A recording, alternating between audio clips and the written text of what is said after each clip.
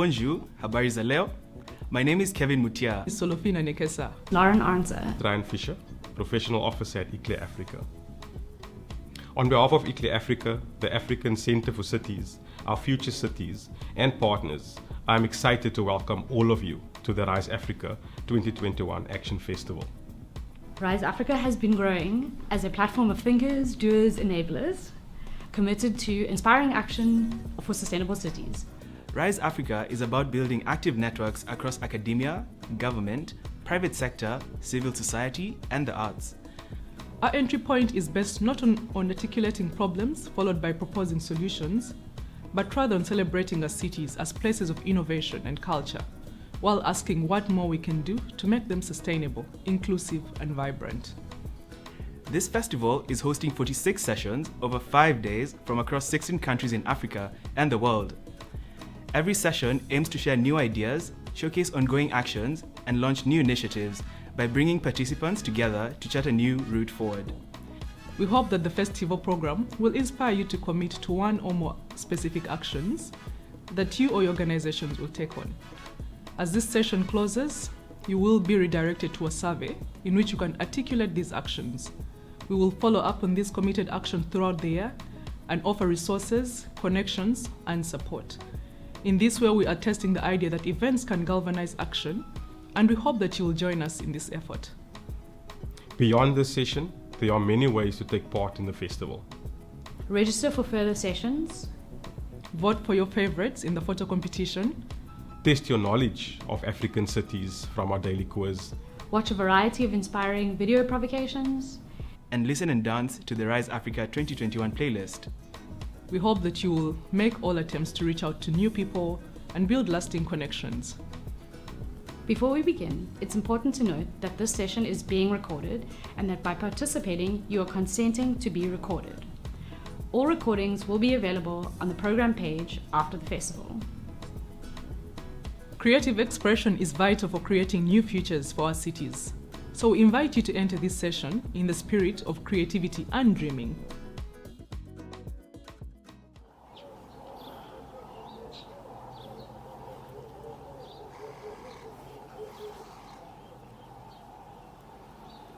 When inspired fires fly. We are moving into the city again this morning. Our dreams tucked under our arms and the bags under our eyes overflowing with hope. We are moving the city again out of mourning, cleaning our streams of consciousness with floodlight ideas to illuminate the workings of our inner scope. We've masked our intentions anew. We've strengthened our bones, calcified our resilience, and merged stillness with our minds, using breath as the sinew. We continue to forge a dreamscape across an arid land held hostage by reality. We are watering smiles into the cracks in the concrete. Reinventing laughter to sprout and fill the lulls in our conversations. Yes, our windows open towards brick walls, but our eyes are the source of sunlight.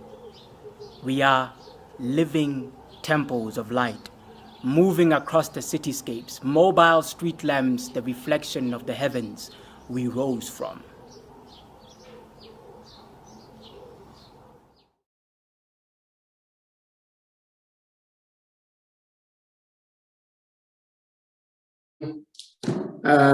Welcome to the session, which is supported by Open House Lagos. It's called Memories of the City. A little bit about, my name is Papa Omotayo. I'm an architect based in Lagos, Nigeria, and I'm also one of the trustees for Open House Lagos. So a little bit about Open House Lagos before we start the session and introduce our panelists that I'm going to be talking to today. So Open House Lagos is part of the Open House Worldwide, and it's been running for about 5-6 years now.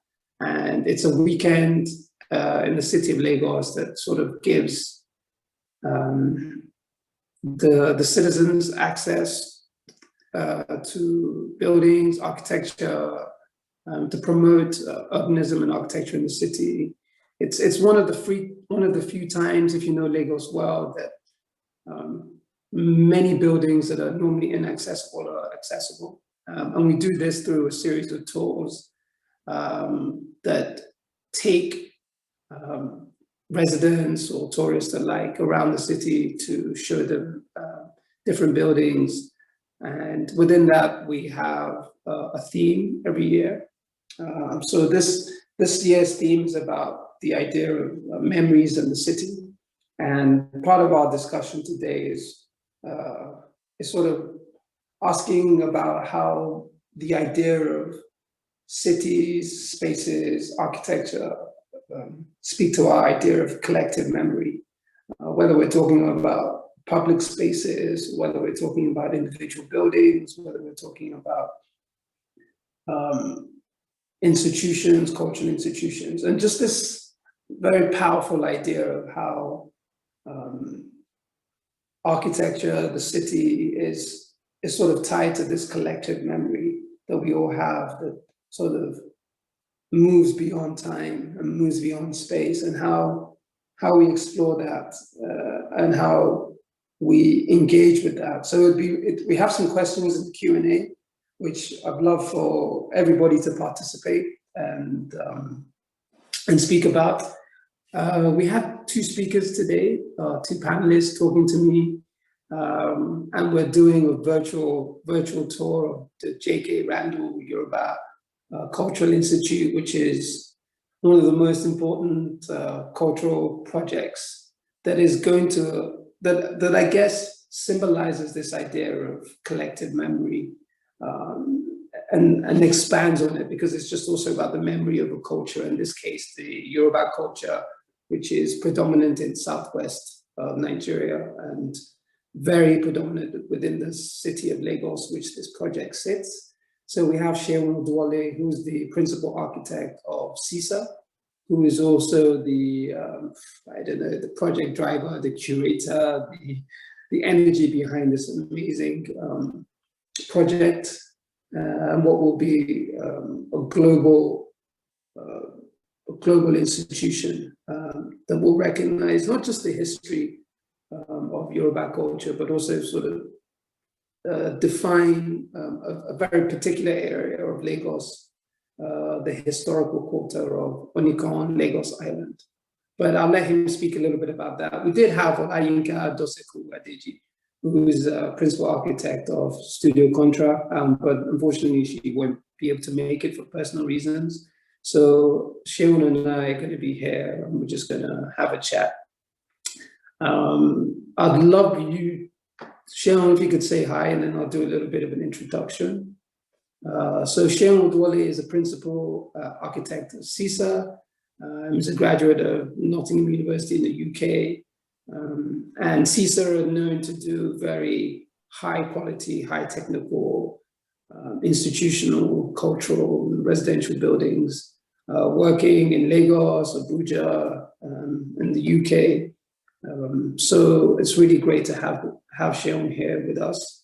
He's a friend, he's a colleague, and we're really excited for him to show us J.K. Randall project that he's been working on and take us through it. Seun, I'd love for you to just to sort of like introduce yourself a little bit and perhaps just talk a little bit about CISA as a practice. And then we can kind of like maybe just go live to J.K. Randall's site, and you can just tell us a little bit about the project. And then we can literally, because I know the project itself has a really strong tie to the idea of memory and collective memory, because, the project itself, especially the specifics of the site, has such resonance within the memory of that particular part of Lagos Island. So I'm going to hand over to you, and maybe you can just sort of like tell us a little bit more about CISA and the project. Thanks very much, Papa. Hello, everyone. As Papa said, my name is Seun Oduwole. I'm an architect head a studio in Yaba, Lagos mainland, called CISA, stands for Studio Imagine Simply Architecture. We're a studio of about 10. We work mainly in Lagos in Nigeria, but we have some other projects on the continent, and we have lots of partnerships in other continents as well, in Europe, in the UK, and working on a number of things in Accra and some other places.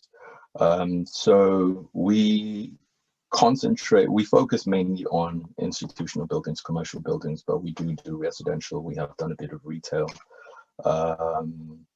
And at the moment, so, as Papa said, the project that we are working on now, which I guess is our flagship project, is the J.K. Randall Center for Yoruba History and Culture. So it's part architecture, it's part urban regeneration, it's part culture, it's part sort of space and place making. It started about 4 years ago in 2016. There's a lot of history to the site. So as part of our brief, one of the things that we looked at was tapping into that history and the memories of that space, of that area at Unicon, to inform the brief and to drive the architecture, to use those as sort of design cues, visual metaphors, whatever you want to call it, to drive the architecture and the message as well. So we started in 2016, like I said. There was an existing, it starts from a swimming pool. There was an existing swimming pool that was built originally in 1928. So we came up with a proposal to renovate that swimming pool. The swimming pool was built in 1928 by a gentleman called Dr. Randall. Now, Onikon is right in the heart. It's right in the heart of Lagos. It was very, very close to the British seat of power when Lagos was still under colonial rule. So the swimming pool was built in the middle of this park called King George V Park, which was a 19th century park. And so it was built, so Dr. Randall built it so Lagosians could learn, how to swim, because water transport was one of the islands mainland, and there were quite a few islands. So swimming pool worked, till the middle of the 1970s or so. He passed away, I think, 1955. A hall was built in his memory, but that hall was knocked down sometime in the mid 2010s. So we looked at the area, and it's very rich in Yoruba history. There's a national museum, which is a federal museum, which is right across the street. There's a Yoruba tennis club. There's an island club, which was the first private members club for locals, because the Ikoyi club was the first private members club, but it was for white people only. So there's a lot of history that was that is in that area. So we looked at tapping into that. So I'll ask Dami he's on site now, and so I'll talk about the history and talk about the construction, and the plan for the exhibition as well. So Dami, if you can hear me, can you switch your camera on? I hope you're at the swimming pool area. Dami. Yeah, there he is. Right. Perhaps, do we need to make him, okay, is he a co-host? Can everyone see? Does he need to be pinned? Do we need to swap screens or something? Okay, there we go. Yeah, so Dami, Joe, just gonna move back a little bit. So I'm saying, yeah, okay. So as I said, the swimming pool was originally built in 1928, but it fell into disrepair sometime in the 70s. So our first proposal was to renovate the swimming pool. So as I said, this project, it's more like an urban regen project, so we've got some architecture which takes its cues from the space, from the history, and from the subject matter. But the entire site is about a hectare. So what we looked to do, it was 3 different sites where we took the fences down to combine it as a single site. So the swimming pool site, the museum, the cultural center site, and then there was a little sort of passaway in between. So we knocked the fences down, made it one site.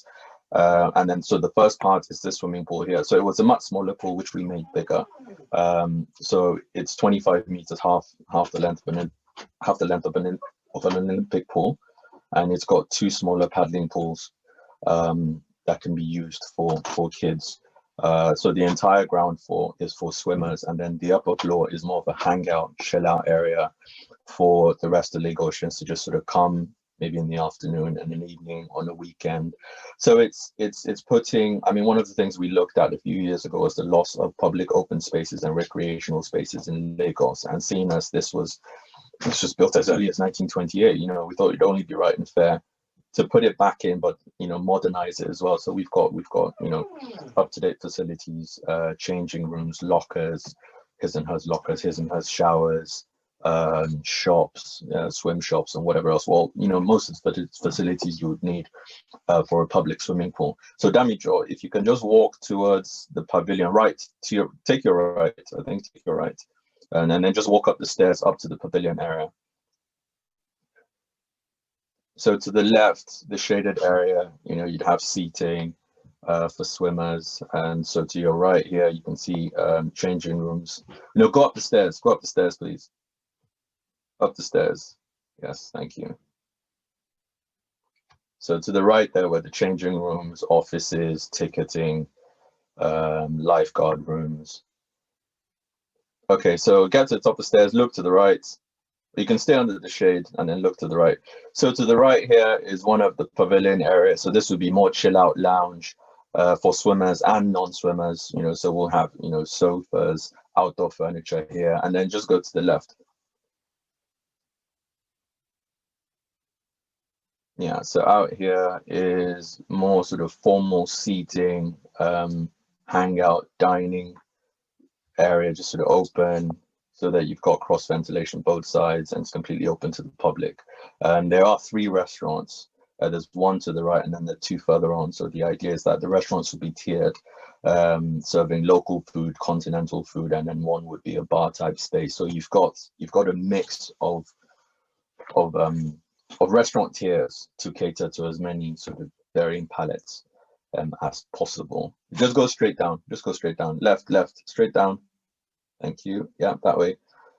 And so what we did as well is we bridged these spaces and allowed stop.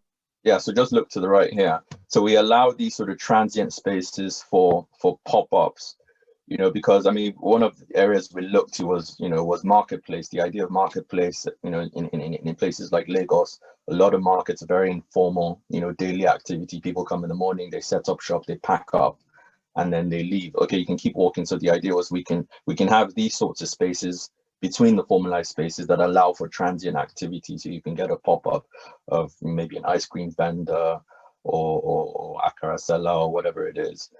So further down to the end, there's one of the restaurants. So just go in and look at the restaurant. So we've got a wide corridor here, about 2-point-something meters, to allow circulation, but also outdoor seating for dining, al fresco dining.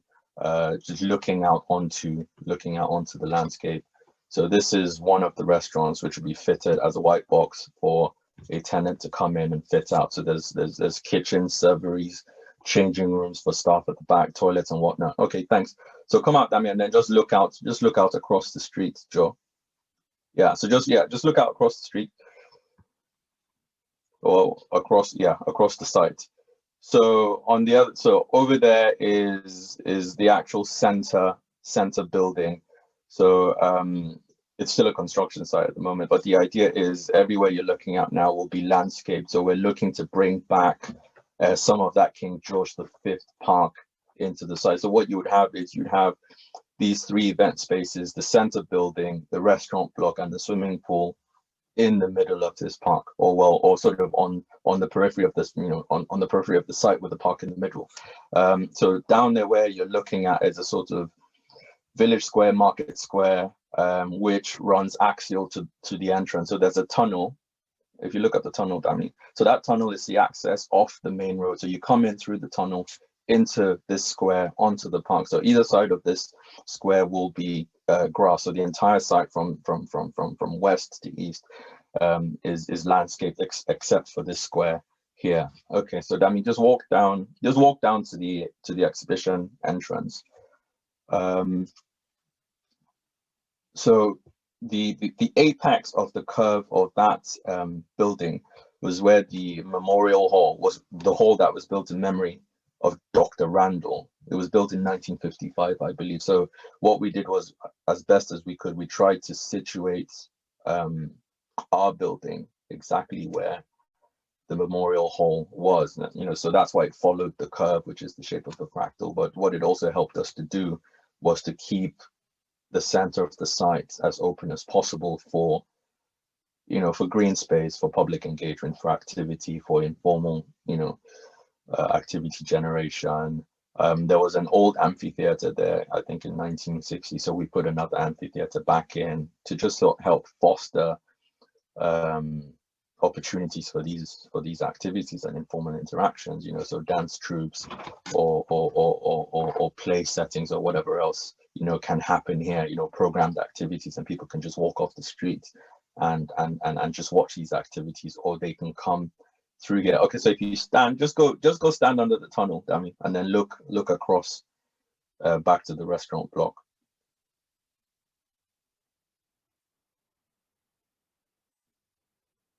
Yeah, keep going.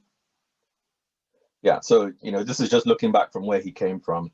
So he stood at the restaurant at the top. So there's a restaurant at the bottom, which sort of faces the square, and so the idea is that restaurant would serve local food, and the one above would be more continental, and then the one to the swimming pool would be another type of restaurant. And then this space here is where it sort of evokes the idea of the old town square, the old market square, where you can just have additional informal activities happening on this square as well, and then landscape, trees, covered areas for people to just sort of sit down, chill.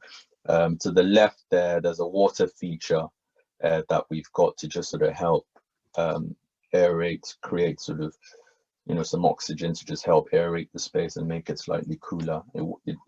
It runs into a trough, which is in front of the restaurants. That's looking at the mini amphitheater, which is in the well, you know, of this curve.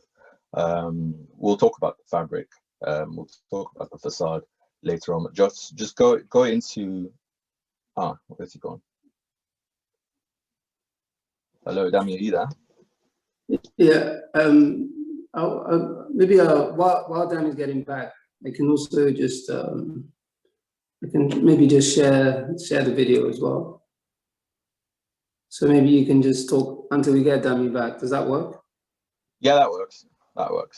I mean, it's shown most of the site anyway, so we'll see if we can get him back.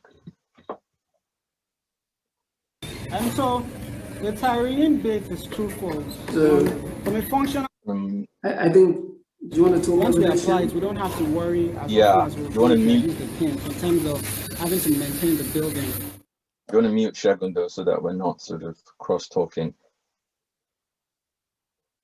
Yeah, I've done that. Right. Okay, let's try and get okay, so he was talking about material. So one of the things we looked at when we think about the architecture was how we could evoke the idea of the past, of the architecture of the past, you know, the rustic nature of how buildings were built using Adobe. So initially we thought about using Adobe, but we couldn't for structural reasons. So we ended up with the idea of using concrete and then a tyroline application. So a tyroline is a cement, sand, and pigment base that's sprayed on by hand. It's very old school. It's very sort of craft based, but it gives you a rich texture. So what we did was because the topography in the southwest, you know, it runs from sort of very rich to a bit clay. So we worked with two color schemes, which was the rich red that you see here, and then the sort of the clay, more terracotta, you know, type of look. So we focused on having the center building redder, and then the restaurant buildings and the other buildings slightly more orange at the top, more terracotta at the top. So there were three trees. Just talking about the size and context. There were 3.5 trees. Well, not 3.5, 4. There was one that was sort of partially cut down. So there were 3.5 trees or 4 trees on the site when we got there. So the half the tree we took down because it sort of it clashed with the edge of the building. But the other 3 trees we left and worked around because they're about 120 years old. So we left the trees and then we designed around them because we thought it was important to keep the trees there, and they also provide shade and sort of shaded spaces when people walk around. What we did was the glass, because so the exhibition hall is on the first floor, and then the ground floor houses community facilities. So we've got library, co-working space, temporary exhibition space, we've got gift shop, seminar rooms, multi-purpose rooms. And so with the glass, we wanted it clear. We wanted the glass clear. We didn't want it tinted because we wanted people to be able to see the activities going on, within the space. And we kept the fences low as well, so that the space people felt welcome and attracted to the space. And so the glass, what we did was we got a list of the 346 Yoruba towns and villages and cities in the southwest, and used that as a motif, sandblast motif on the glass, because we thought that would be quite a nice feature, quite an interactive feature for people to walk up to the glass and see if they can find the name of their town or their village. So it starts, people start to interact with the building in a different way, and then it provides, some sort of buffer between the outside and the glass and then the activities going on internally. The screen you can see there behind was an attempt to sort of express the craft skill of the Yorubas, because the Yorubas are very, very, very craft based, very skilled based. Historically, Yorubas were renowned for metalwork skill, either for fashioning weapons for war or for tools for agriculture. And so it wasn't just the men as well, but also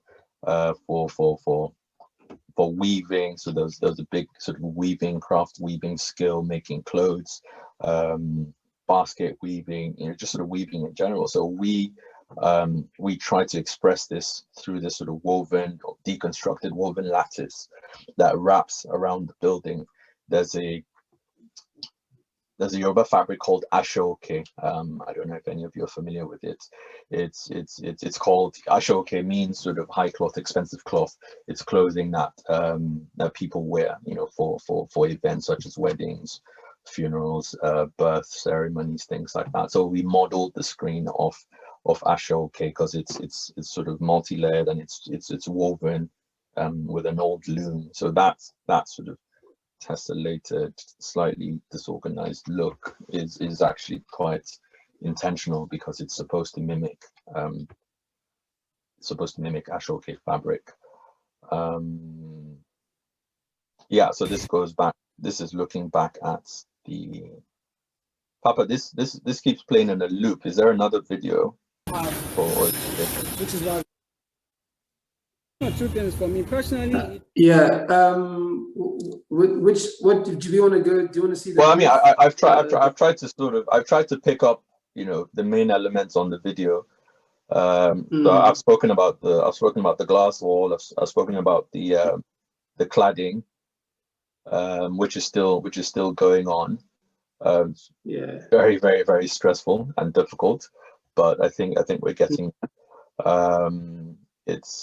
And then on the roof.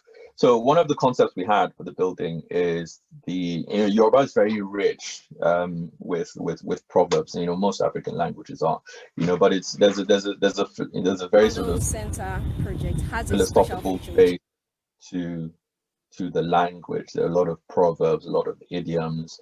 Yorubas are seen as very progressive. Behind the green roof, so you can actually take a walk. Yeah, she's talking about the roof. So one of the things we looked to do was to have the building come from the earth, because there are many, proverbs that speak about people of Yoruba origin, coming from the soil, being from the earth, being the salt of the earth, and returning back to the earth. So we thought we'd use that as a metaphor, have the building come out the ground, curb and rise to an apex, and then come back down, which sort of speaks to the idea of reincarnation as well, which is quite big in Yoruba culture. The building leans forward, 9 degrees as a sort of expression of Yoruba progressiveness. We've got the screen. So, so there were lots of metaphors that we tried to use in the building to generate ideas, but to also sort of ground it, in context. And so part of the reason why we had the green roof was to increase the amount of usable space, interactive space, green space, on the entire site. So, it becomes another opportunity for people in the area to interact with the building, run to the top, maybe we do something at the top, have a private exhibition or something, so that there's a surprise when people, make the effort to walk all the way up to the top of the green lawn and hang out. And then it also gives you really nice views of Lagos Island. You can see the Atlantic, Eco Atlantic development city. You can see Apapa, where which is the port area. You can also see some of the other green parts of Lagos Island. So it does give you quite nice when you walk all the way to the top of the building, of the green lawn.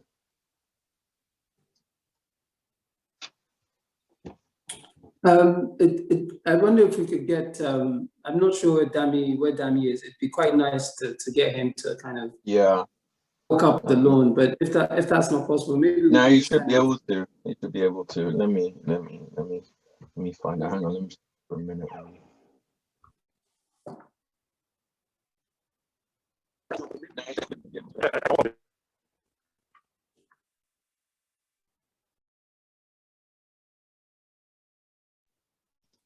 Hey, Dami, that's great. Hi, Dami.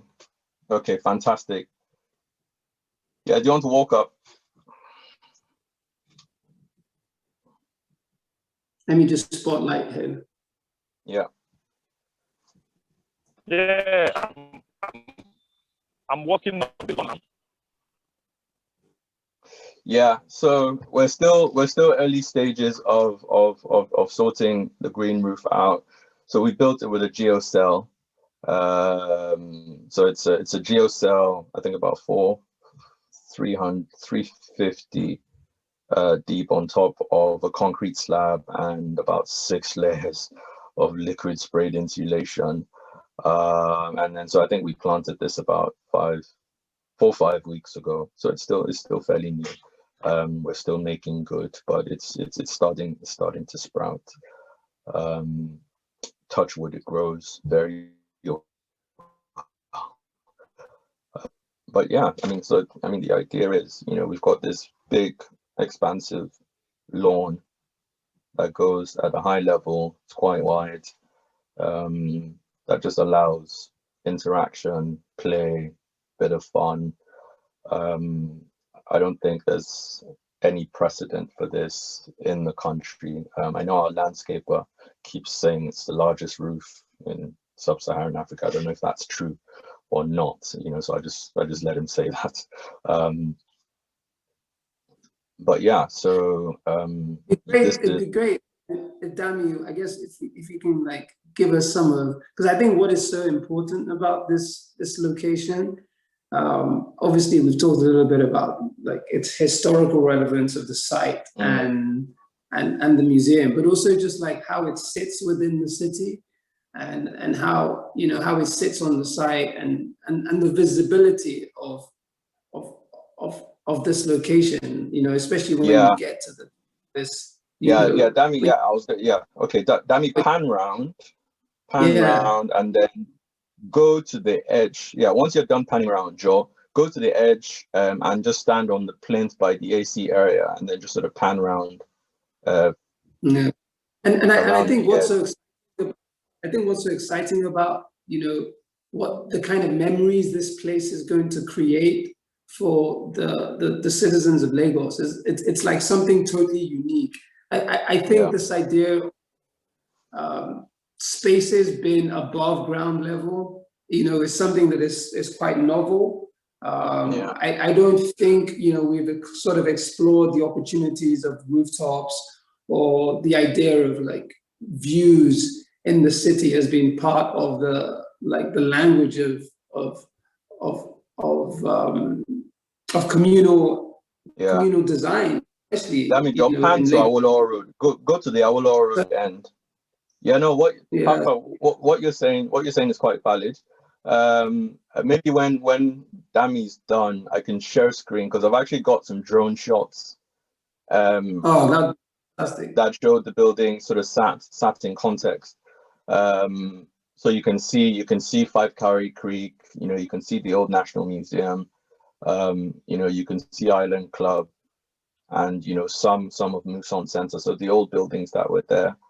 So even from this level, you can see how green some of Onikon is. And like I said, a lot of these trees are 100.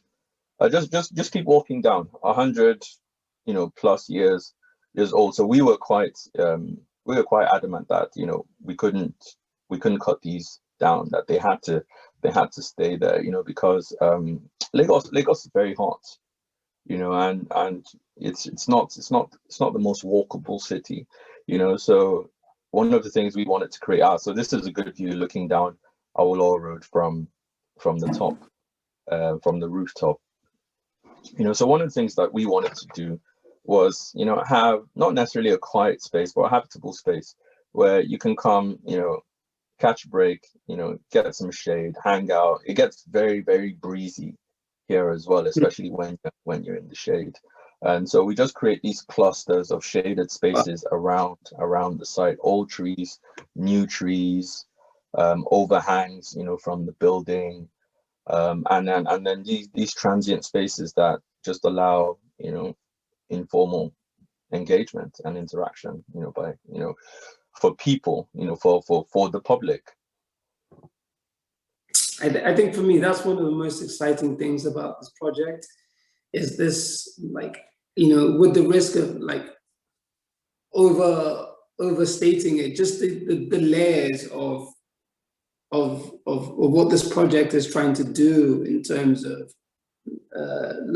archive memory, very specific to Yoruba culture, and then introduce those stories and those memories. And I know one of the things that you're doing as part of the curating process is this idea of collective making. There's a real participatory sense within the curation of the project, but also just this idea now of all these, what this space has been designed to really allow people to see the city in a different way. Because even just looking on this, and I feel like I know this part of Lagos very well, but I haven't seen these views before. So I'm so excited to be able to see that. I mean, maybe you could share. Actually, it would be great.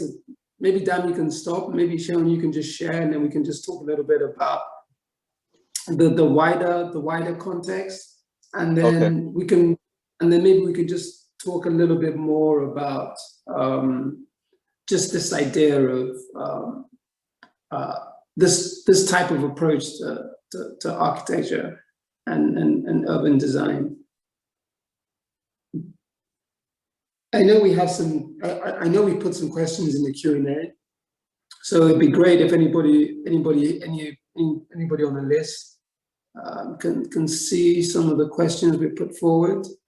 I think they're in the Q&A. Okay, Dami O'Shea, you can. Perhaps he doesn't need to go inside, right? We'll just pick up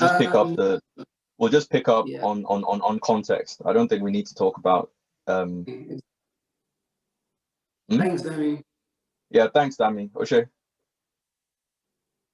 Yeah, you can switch off now. Yeah, fantastic. Thank you. Okay, let me.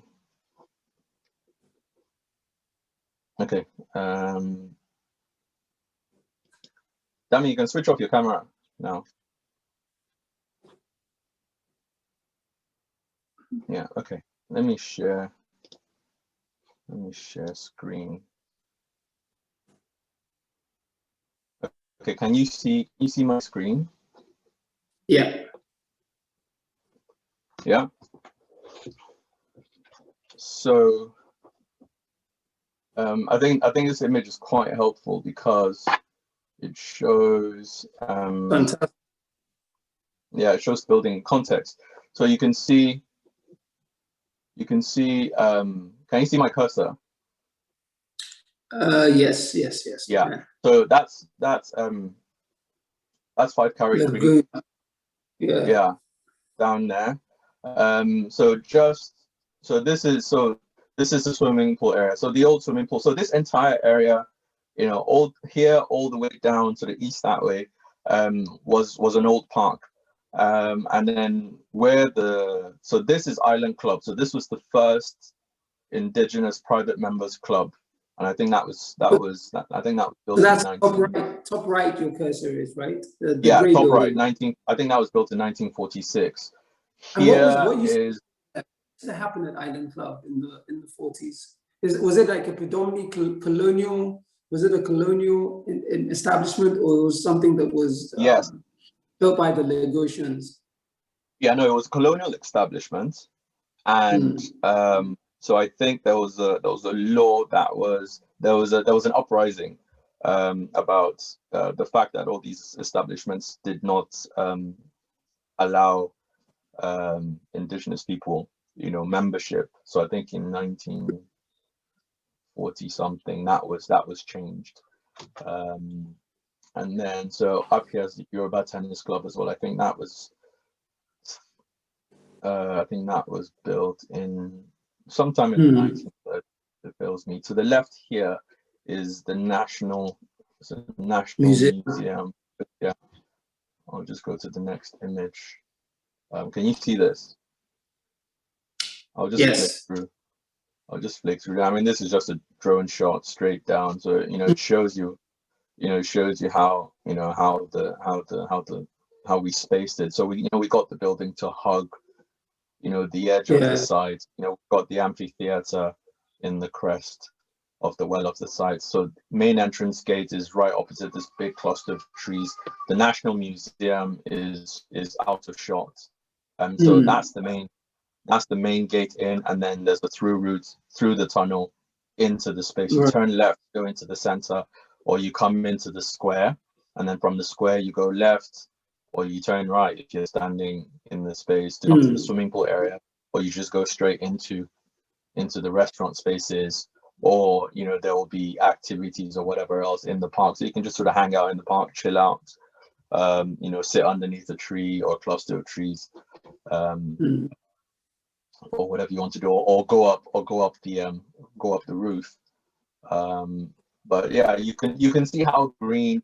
Behind is Muson Center, which was one of the first sort of institutional cultural buildings in this area. It's interesting because obviously down the road from this is TBS. Is TBAC, yeah. Yeah, exactly. So I mean, obviously some people who aren't Lagosians may not understand that, like, this whole area, moving to the left of this slide, you have like Tafawa Balewa Square, which was further down this road.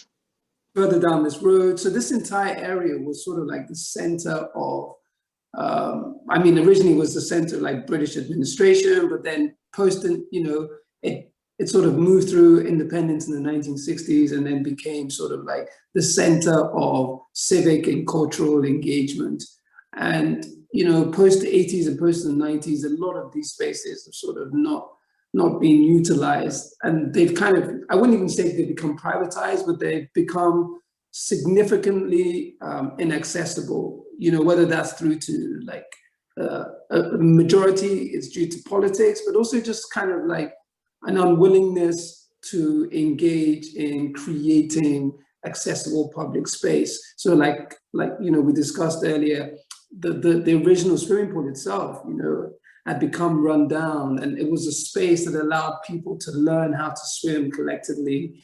You know, the center allowed people to come and engage in culture. And as you kind of see on the top left there, that this is like one of the biggest, largest ceremonial spaces in Lagos. It used to be an old racehorse that was built for Queen Elizabeth, but it's sort of been abandoned, and it's now sort of acts as like a space for weddings and concerts and religious events. So I think what's really exciting about what the ambitions of J.K. Randall is it's the opportunity of it just revitalizing this entire district, and like just so exciting seeing it from this visual as well, and seeing how it kind of like speaks to what was a really, really green urban area. You know what I mean? There was a real civic sense of people walking and moving through all of these different cultural and institutional spaces that are sort of littered around this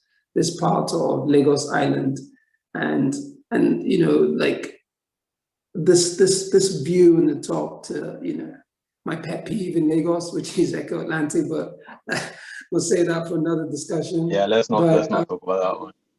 Yeah, but again, it's really interesting. And just speaking about like the hopes for, I guess, public engagement in this space, how do you see it kind of working in terms of like the accessibility? Because obviously we thinking about I think it would be naive for us as architects working in a place like Lagos to fail to understand the realities, right? Some of the realities are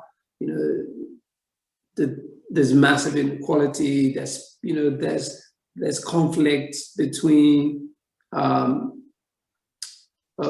guess regulation and local ownership.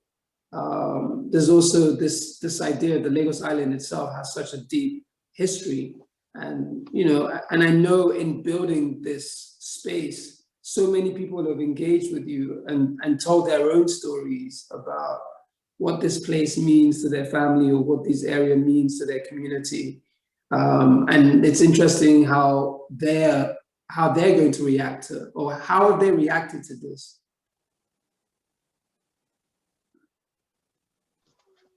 Yeah, I mean, it's a very valid point, and the honest answer is, I hope it works successly. I mean, I think when you look at Lagos as a city, it's sort of very fragmented, and I think us as architects, designers, urbanists, one of the things we need to try and do, at least with as much control as we can muster, is to try and humanize our cities, and to use architecture as a tool for community collaboration and engagement, to make spaces that will attract people, that people will gravitate to, that people won't feel alienated from. So I remember one of the big discussion points we had was fences.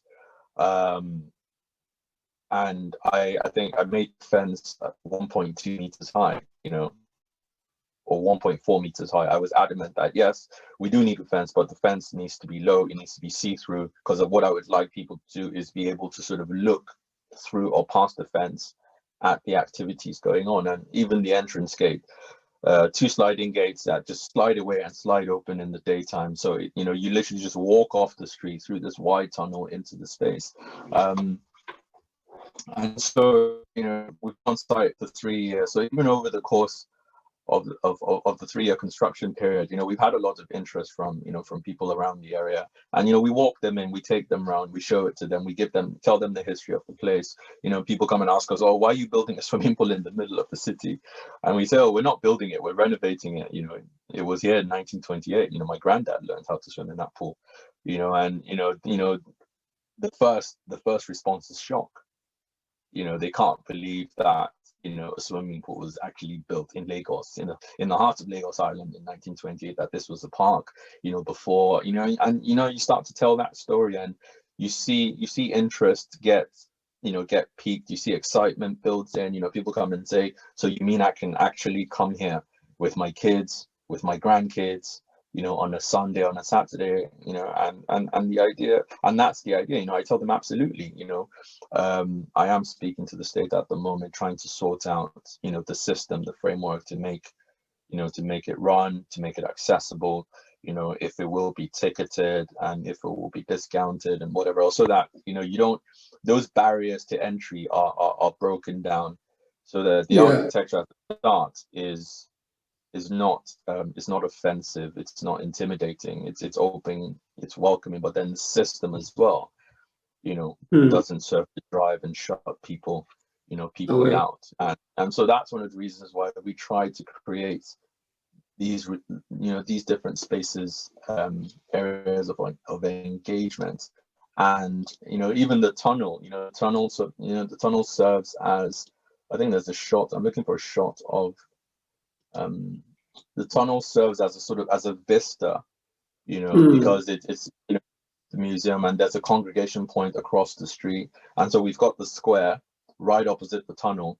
So if there's a some activity going on there, the gates are wide open, you've got a clear line of sight, if you're walking past through the tunnel, which gives you a frame to view whatever activity is going on, in the square. You can't see the entrance of the tunnel because it's a big tree. I think that this idea of the things that make spaces live in people's minds is how they're used, right? You mentioned there has to be an emotional connection to a space. Absolutely. Like a building, and I think that's partly. And I think for me, I always think about what, when people ask the question, and it actually leads on to one of the questions in the Q&A that I'm seeing. Please, there's a poll up, but if you also have a question, please just put it up in the Q&A. There's a question from Adepozi Adeogun, who actually sort of ties to my question, which is this idea of this idea that in allowing people to participate or feeling a sense of ownership in the project, it sort of helps that project become more sustainable. So, when we talk about sustainability, and we talk about it from, ecological point of view, I think there's also this idea, especially on the continent, about, how do we maintain or sustain these huge institutional projects, right? Which on the surface follow sort of typical Western models of institution, a museum, exactly, we know, like you've talked about traditional Yoruba culture, how things are presented, how things, what things are made. And I think what's important, and I think Adeposi's question talks about it, is he said how he would like to know what caused the degradation of the space originally, and how that has been addressed by the regeneration project. So, I guess it's just speaking on this fact that there was this space created for an activity that was public, and that was stopped, and then the space became, it degraded, and then the building became no use anymore. Part of I guess the question is, why did that building become no longer useful? And why did that space become no longer relevant? And how do you maintain relevance with this particular project, thinking about the future? Well, yeah, direct answer to that question is the space fell into disrepair in 1976 when the military came in. Because I think Lagos state government came under military rule. I mean, the entire country came under military rule. And I think there was a law that was passed in 1976 that made all land, all institutions, property of the federal government. Yes. So, yeah. So that was, that was a big reason, because there was a trust that was built there was a trust that was set up by Dr. Randall's friends. I think sometime in the 50s, and that trust was responsible for the upkeep of the swimming pool and the memorial hall. But I think when the military came in the 70s, that responsibility got taken away and passed over to the Public Works Division of Lagos State at the time. under the military government, and I think from there it was just a downward slope, from there. So fast forward to this period, one of the things that we've looked at is, as part of our work, is setting up the framework, the organizational framework for the project. So a new board of trustees has been set up, which absorbs some of the members of the old trust, at least the surviving members of the old trust. And the board is a combination. It's a combination of public officials and private officials. So that was the first thing that that we did and that we proposed, and it was accepted, so that there will be custodians of the center who at least have a history, who have a tied history to the origin of the project, right? So there is a sort of not personal, emotional, and professional interest into making sure that the interests of the building, at least, or the building in the interest of the public, are well maintained. And then we're currently working with some financial advisors and cultural advisors, setting up the operational system. So we're talking to people about setting up the SPV for how it's going to run, the maintenance system, the operation system. And we do have some partnerships. So we have a partnership with the British Museum. At the moment, we're talking to the Yale Institute of Preservation and Culture. We have a tentative agreement with the University of Leeds, who have offered to put together training, programs. The British Museum are offering.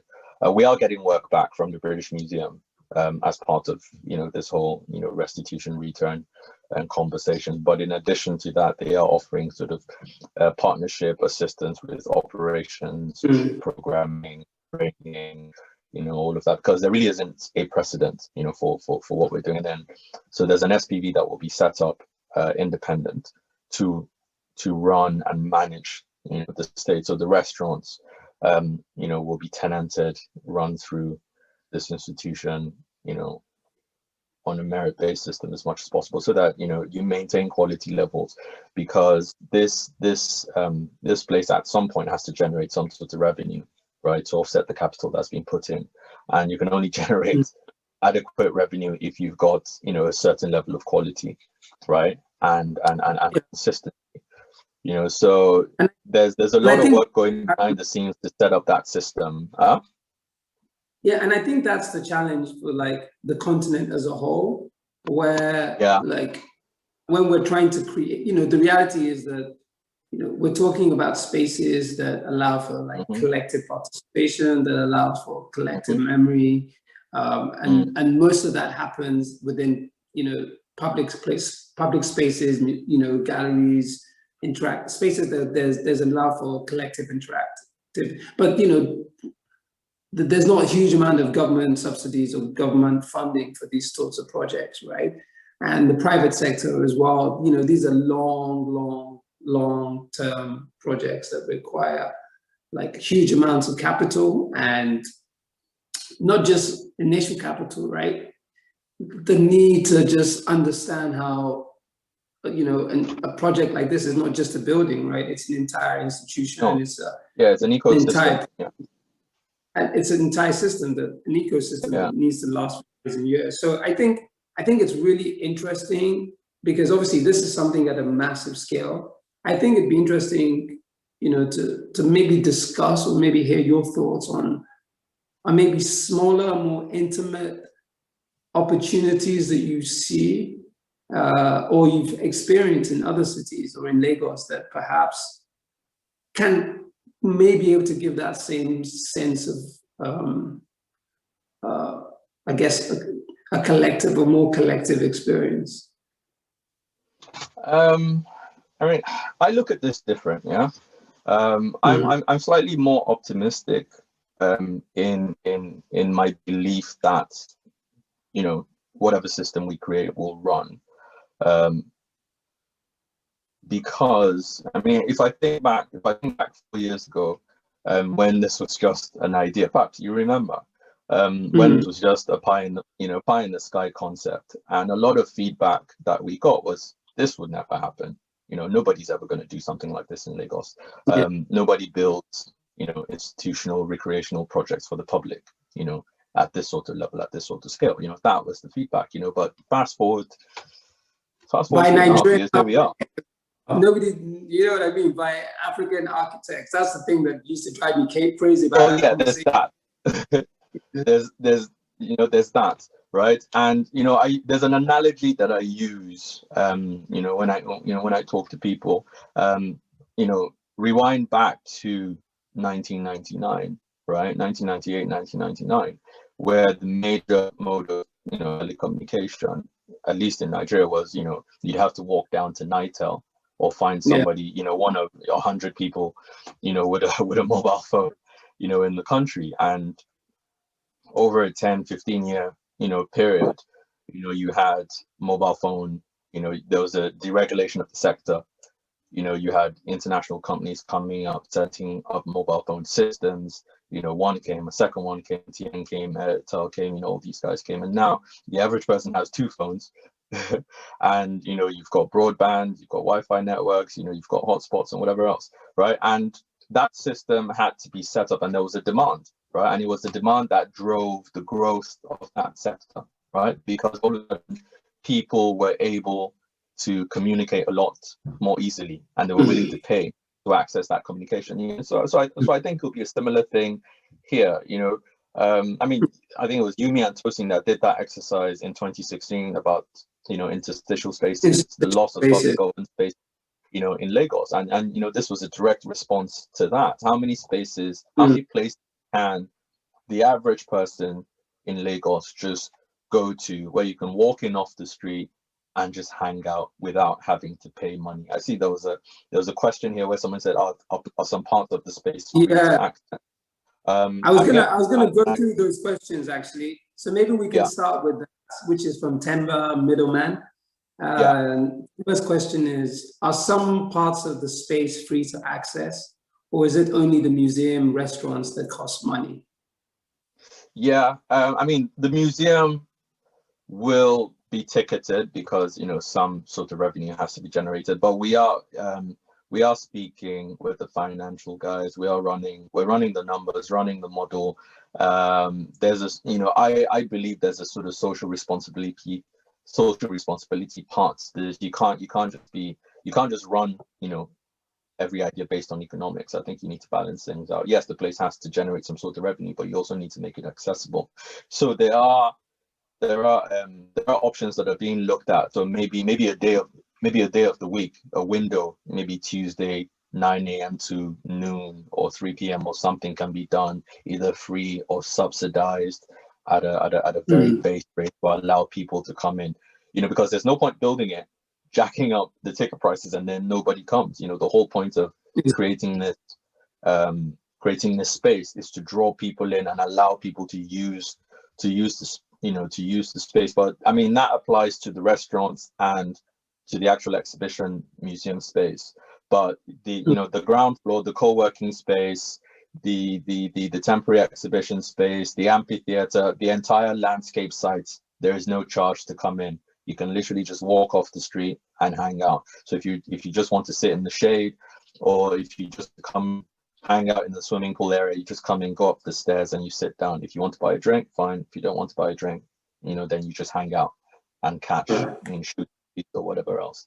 I mean, that was our idea, right? And we are hoping to talk quite closely to the management operations systems people, and because I think programming will go a long way to determining the success of the open space. Because how we imagine it is, to just have people, picking up the freedom to just come into the space, like people like Kudus and Co, they can just come, and then just start, doing performances in that square, and then all of a sudden you get a congregation of people, who stand by, who watch, who clap, and then they disperse, after 45 minutes. So, so that's the idea. And then if you want to go into the restaurant, to eat or buy a drink, the option is there. If you want to go into the museum, the option's there. But if you just want to turn around and go home, that's absolutely fine as well. I think if we just go through some of the questions, maybe we can like talk about them a little bit. Sure. Temba says, amazing project. Temba, thank you so much for your question. Lola Ade, Thank you. and so I think these series of questions is about 3 questions that are also speaking around the same thing. So maybe I'll read them off. So the first one from Lola Ade is, how do we encourage, especially in Nigeria, building culturally relevant public spaces, but also utilizing environmentally friendly local materials fit for the climate we are building in? Great question, Lola. Great question. Short answer is with great difficulty. There's also ties into add Gavza Adams. Hi Gavza, thanks for your question. His question to it as well, because his question takes on from that, which is there an aim to bring back some indigenous vegetation that perhaps was on this property before? I think that's a really great question. I think it's a great question because it's about, the space was originally a park, as you sort of mentioned, which had its own vegetation. Obviously, you kept a lot of the trees, your design sort of was sensitive to that. But also, there's a lot of opportunities for green space which you've created. So it'd be great to hear your response to maybe both those questions. Okay. I'll pick those 2 up. The first one is, like I said, with great difficulty. I mean, one of perhaps this, that in Lagos, a lot of times you have to show by doing, because it's easy to talk. And there's this fascination with modernism that has sort of swept that sort of swept the environment, where there's a love for sort of clean lines, white boxes, Pinterest, Instagram type architecture, because it's seductive, and I understand that. But I think with us, our approach is grounded in in context, in texture and materials, in phenomenology. So we try to use our projects to show that you can source materials locally, to reduce your carbon footprint, and you can use them, in quite clever ways, be it metal or adobe or bamboo, tyrene. And I guess the first thing is you need a discerning client. I think that's the first position. You need a client who's willing and ready to take a risk, or willing to trust you to take that risk. Oh, the question's disappeared. I mean, I think you've answered. I think for me, it's also this idea, like you said, is I'm seeing, even in your choice of materials, Ade Shokunbi, his as well. I mean, Alainka, who was here from Studio Contra as well. And we're actually starting to see in Nigeria. I know there's I guess there's more of a push in Francophone countries to really look at how do we deal with this idea of materiality. I mean, the insane thing is like 80% of materials used in the construction industry in Nigeria are imported. So it actually doesn't, it's just unsustainable from so many reasons. I mean, we have to remember that construction as an exercise is unsustainable. Full stop. Yeah, full stop. You can slap as many solar panels as you want. Once the ground. I think my thing is about this idea of selling the aesthetic, the selling aesthetic of like what it means to kind of resonate with the clients. At the end of the day, as architects, most of the time we're dealing with private clients or institutions or organizations who have their own very like specific, and what I like to say, like Western idea of what aesthetic and beauty is. So I think it's also important for them to be exposed to projects like J.K. Randall, to be exposed to like the work that they should be, or Studio Contra, or even in the way that CMD Atelier, in the work Tosin's been doing with the beach houses, and just kind of show them about how, like, you can think about materiality in a different way. Yeah. That can inspire a more local approach. And then you didn't answer about the vegetation. What are you going to bring back some indigenous vegetation? Short answer is yes. We've got a whole, my landscaper is, he's a bit of a sort of proper landscape enthusiast. So he knows the names of Arabella. Yeah, he knows the names of all the trees and all the shrubs that were there. So he's done the layout, which once we're done, with the construction, he comes in last and starts to plant these, so he's got a little nursery somewhere where he's growing these, these shrubs. So all around the site, especially on the periphery, and in between, right in the center, he will, some of those old vegetation that was there, will be planted. But I just wanted to say, so if you look at this image, we've got a setback right across between the building and the street, so all of that's going to be planted as well, apart, including the center of the site.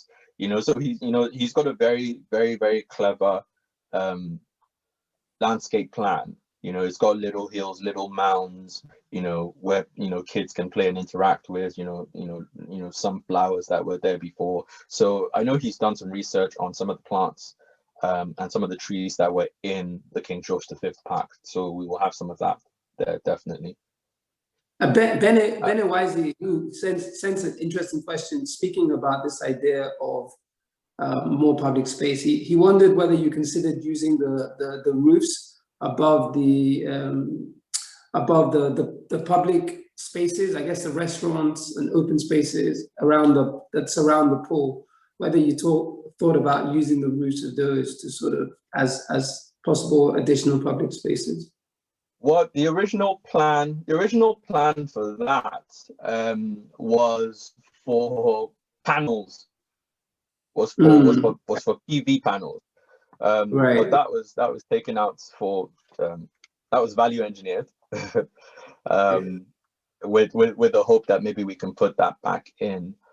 So the short answer to that question was no. We had another use for that, but we had to value engineer it out. Just something that I wanted to pick on before we go to the next question. I think was it Olain? No, not Olainka. The lady who asked about materials, using local materials that are more responsive to the climate. Lola.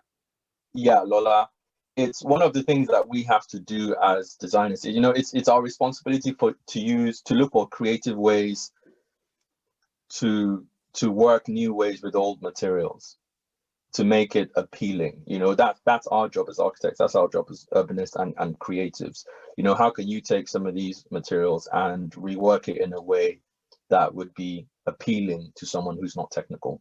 It's not easy to do, because you're trying to convince someone to give you money to sort of experiment, whereas they've got an image in their head of some sort of classical type facade and order, or some sort of modernist building, whatever else, so there are some people who have tried, as Papa has mentioned, Ade, has done a lot. We've done, some buildings in Abuja where we've used stone, we've used natural stone, we've used Tyrolean as well, and we've used glass, and we've used steel, so you sort of try and modernize these materials so that they're more palatable, I guess, and use them in sort of creative and unique ways. Because people like to touch things. People come into the site. They touch the wall and they ask, "Is this real sand? Is it real dirt?" We use wood. And then so people like texture. People are drawn to warmth. Texture, light, volume. So I hope as more buildings come out like this, then the public will be more sensitized and and more receptive. So I think it's like a relay. Ade and his and people like him have done something. We're doing something, and then we hope that some other guys, Contra, Papa's done something, and then other guys coming after us, will pick up, take it to the next level. The guys come after them, pick it up, take it to the next level. So Vic, I think we've got like another 10 minutes. But Yeah. Vic, she's Vic. I don't know if it could be Victoria. Vic, Yeah. it sounds like Victoria. She's asking, how do you protect people from falling off the green roof? Very, very good question. I know there's the parapet is quite high. Yeah, they're but, grab bars. Nigerians, Yeah, we fear life. I'm not sure anyone's going to. I don't know if you can see it from this image, but either side of the parapet wall, there are grab bars. So if you have, there'll be a disclaimer. If you're not sure-footed, don't go up. But if you must, there's a walkway around the edge with a grab bar, so you can literally just sort of grab your way up and let yourself down. So either side of the parapet wall, there are grab bars. How many meters is it? I hope that answers the question. How many meters is it? I'm just thinking about like getting the kids to do like relay races up and down. Yeah, I wouldn't encourage that, man. It's quite a steep drop, you see, because in the exhibition, if you look at this image, it's quite a steep rise and then it bottoms out, because we needed to generate that height quite aggressively in the exhibition hall, because it goes from a single height space to Victoria just sent another question, to a double height space. Yeah, will kids be allowed up there? Good question. Absolutely. As long as they're minded, it's as long as they're minded, absolutely. Kids of certain age, if kids under the age of sort of 7, 8, 9 would have to be taken up with a minder. But older kids, we imagine people sort of running up and down, or rolling up and down, whatever else. That's why it's grass, it's well padded, and so the hope is we won't have accidents, but you can't completely police what people will do. Okay, I think for me, maybe we can just talk about I guess my own question. Which I think should I stop sharing screen or we can sharing screen. We can just chat a little bit. Yeah, I've actually found an old image from there's an aerial photo from 1929. Oh wow. Yeah, let me pull that up. I can just leave that up, and then we can talk, because I think it's a black and white photo, but at least you get enough of an idea of there we go.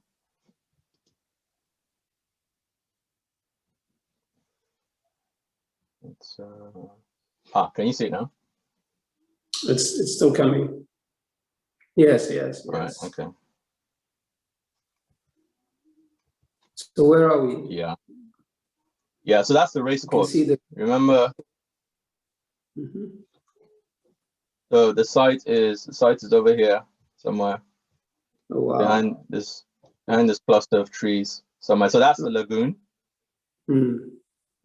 That's the Five Carrier Creek. That's TBS, which used to be the race course. Remember the race course that you spoke about?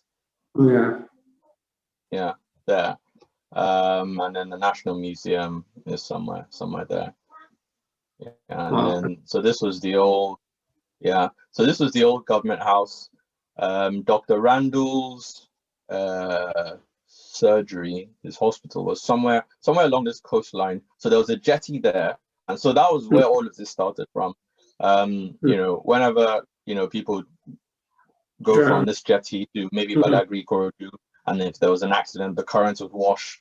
Sorry, bit morbid story, but the currents would wash the corpses back, to the line there, and sort of more in front of Dr. Randall's hospital. So he now came down here and said, "Can you guys build a pool so that people can stop dying and drowning when the boat's capsized?" And they said no.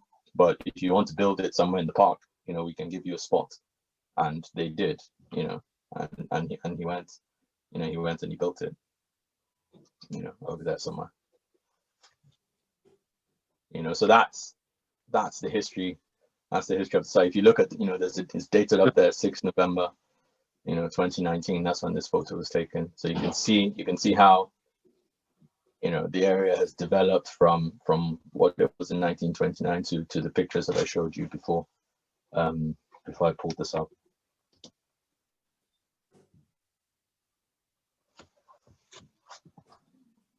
Yeah, it's actually interesting. Like my last question, I wanted us to talk about. Somebody just actually asked something very similar in the Q&A. So maybe I'm just gonna 1929. Yes, Vincent. Yes. I did post it again. He said this space feels just right for the location it's set, and I absolutely love it. However, I wonder if this is the answer to the many questions regarding, quote, the African public space, end quote. One being whether it has to be tied with these infrastructural developments. So again, it's just a question of like how do we on the continent create public space outside of institutional or infrastructural developments? Because infrastructural and institutional developments are extremely expensive. They require a huge amount of resources and programming. And I think it'd be very naive to think that that kind of level of investment and programming is something that exists within our systems. I think we can all say that it actually doesn't. How we culturally engaged within culture and how we naturally program public space, it's never been in such formalized spaces. And I think this is sort of also the question is, like the scale of this, do you see the scale of it as being sort of a one-off, and there are different iterations that are happening in, I guess, more decentralized local settings that do not require infrastructure, this much institutional support? Or you think this is actually the model that makes the most sense?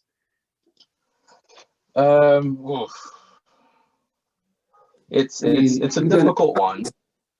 No. I mean, I'll try.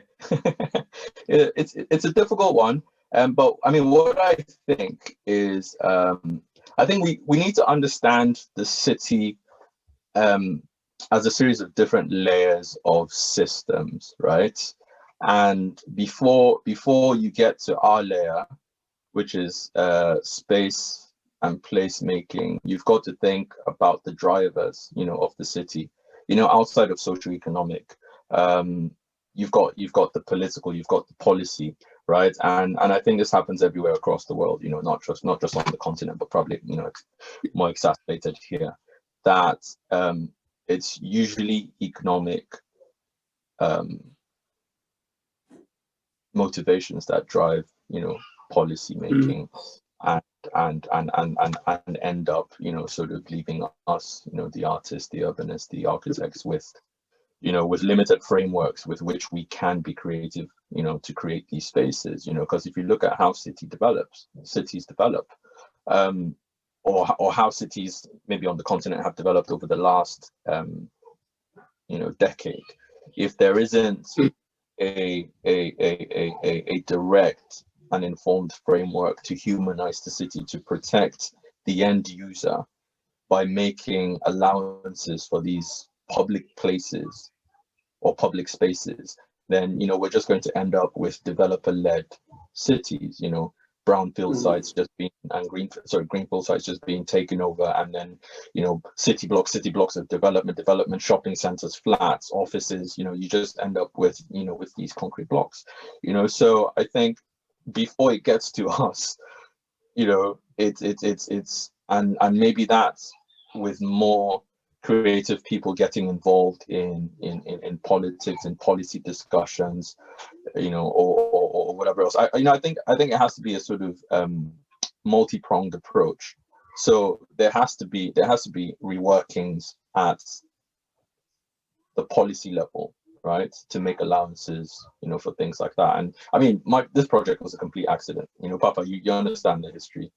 So it was an accident that we jumped on, and through good fortune, series of events, and the fact that we had an interest in urban regen and history and memory and knowledge of the area, and we had an opportunity as architects, as designers, to try and merge these interests together to create a space that can be used by the public.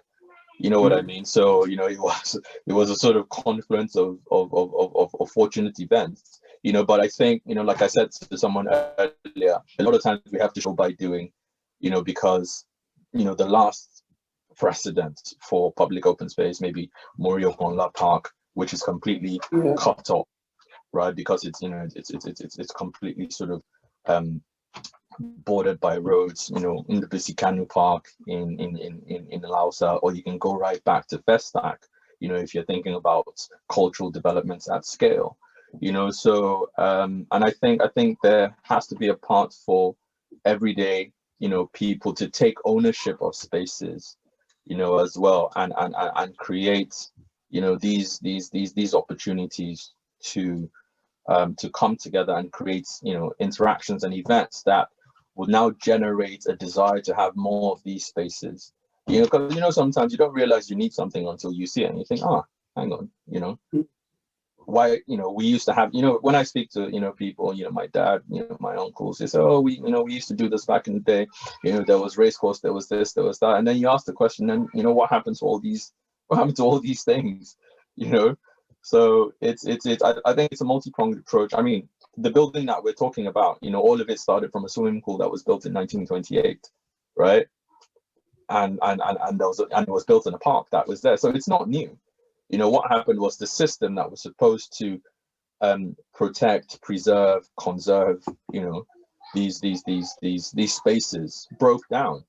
So what are we trying to do? We're trying to regenerate it. We're trying to rebuild it, and we're trying to make sure that we humanize, architecture. I think over the last decade, architecture has been commodified. The city's been commodified, hasn't it?